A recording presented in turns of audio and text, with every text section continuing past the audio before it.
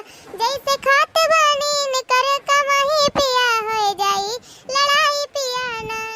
जब देखले खाना खात कहे कितना खालू भात, कहे कितना खालू भात, कहे कितना खालू भात। जैसे खाली हमोन कर कमाही देवर हो जाई लड़ाई देवरू ना। जैसे खाली हमोन कर कमाही देवर हो जाला लड़ाई देवरू ना।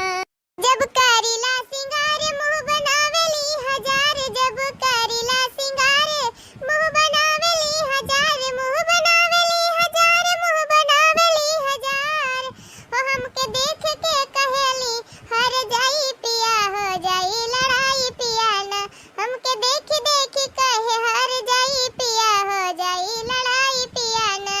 छटकी ननदी के दिया समझाई पिया हो जाई लड़ाई पिया ना। छटकी ननदी के दिया समझाई पिया हो जाई लड़ाई पिया ना। जब करेली सिंगार मुंह बनावेली हजार। ए देवरुआ नहीं तोहार छोटकी बहिनी जेके बहुत लाड प्यार करेला आ दूसर केहू के बात ना करत हई हम। जब करेली सिंगार मुंह बनावेली हजार, मुंह बनावेली हजार, मुंह बनावेली हजार।